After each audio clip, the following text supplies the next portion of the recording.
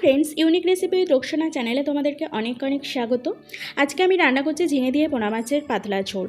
कथाय बोले माछे भाते बांगाली, दुपुरबेलाय खाबार पाते भातेर संगे माछ थाकबे ना एमन बांगाली खुঁজে पाওয়া बिरल।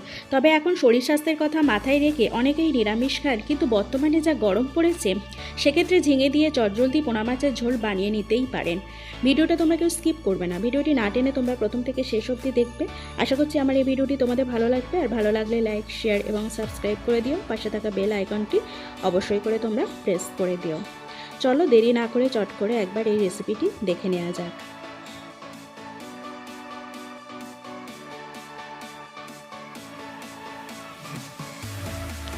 প্রথমে কড়াইতে সাদা তেল দিয়ে দেবে। আমি এখানে সাদা তেল ইউজ করেছি, তোমরা চাইলে সর্ষের তেলেও করতে পারো।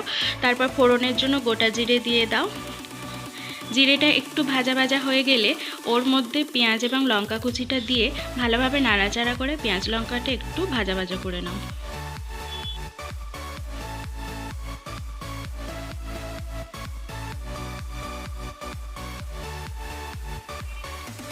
যখন দেখবে পেঁয়াজটা প্রায় সুন্দরভাবে ভাজা ভাজা হয়ে গেছে, তখন ওর মধ্যে জিরে বাটা দিয়ে ভালোভাবে নাড়াচাড়া করে তোমরা জিরেটা একটু ভাজা ভাজা করে নাও।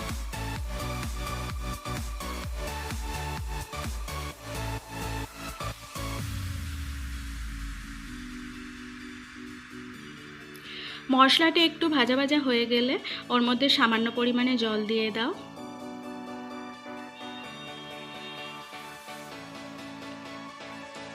এবার ওর মধ্যে একে একে গুঁড়ো মশলাগুলো দিয়ে দাও।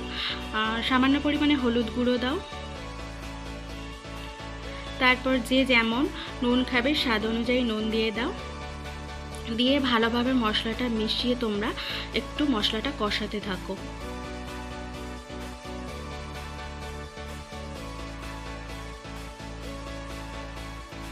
এরপর যখন দেখবে কষাতে কষাতে মশলা থেকে প্রায় তেল ছেড়ে গেছে, মশলাটা প্রপারলি কষানো হয়ে গেছে, তখন ওর মধ্যে ঝিঙে কুচিগুলো দিয়ে ভালোভাবে মশলার সঙ্গে মিশিয়ে তোমরা ঝিঙেটা কষাতে থাকো।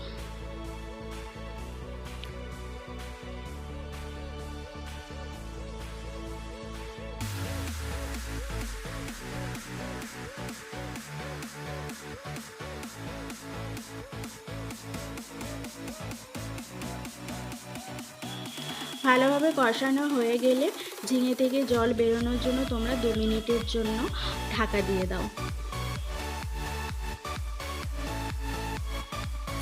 এরপর ঢাকনা খুলে তোমরা ঝিঙেটা আরেকটু ভালোভাবে কষিয়ে নাও।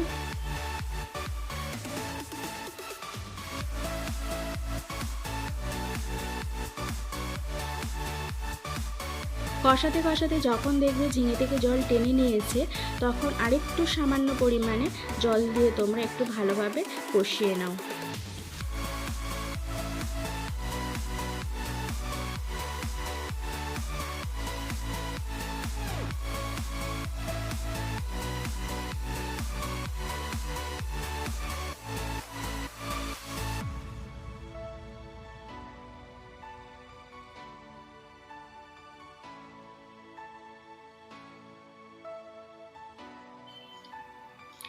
ঝিঙেটা একটু ভালোভাবে কষানো হয়ে গেলে ওর মধ্যে একটু বেশি পরিমাণে জল দিয়ে দেবে, যাতে তোমার ঝিঙেটা প্রপারলি কুক হয়ে যায়।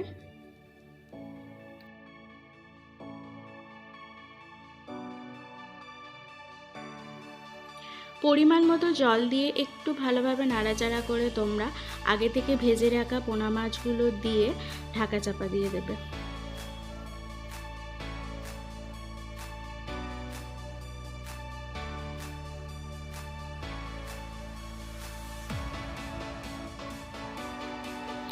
এরপর ঢাকনা খুলে ভালোভাবে নাড়াচাড়া করে যখন দেখবে ঝিঙে সিদ্ধ হয়ে গেছে বা ঝোলটা বেশ কমে গেছে, তখন ওর মধ্যে কাঁচা জিরে বাটা দিয়ে ভালোভাবে নাড়াচাড়া করে নিলেই তৈরি হয়ে যাবে ঝিঙে দিয়ে পোনা মাছের পাতলা ঝোল।